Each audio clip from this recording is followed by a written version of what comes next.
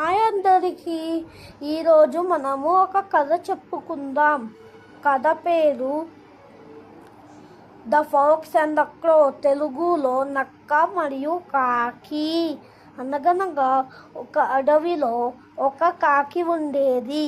కాకి ఆహారం కోసం వెతుకుతుంది. ఒక మాంసం ముక్క కాకికి కనబడింది. ఆ మాంసం ముక్కని తీసుకొని తన ఇంటికి బయలుదేరింది.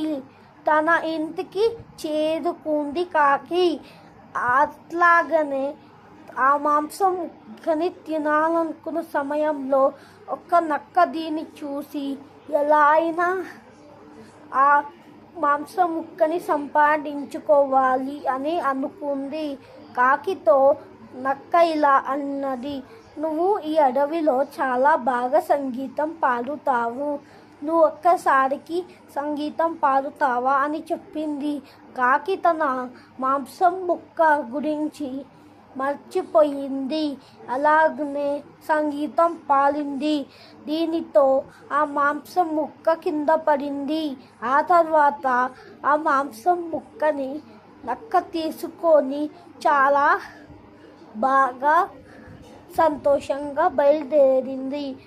దీని మోరల్ ఆఫ్ ద స్టోరీ అంటే నీతి ఏమిటి అంటే ఎవరిని నమ్మకూడదు.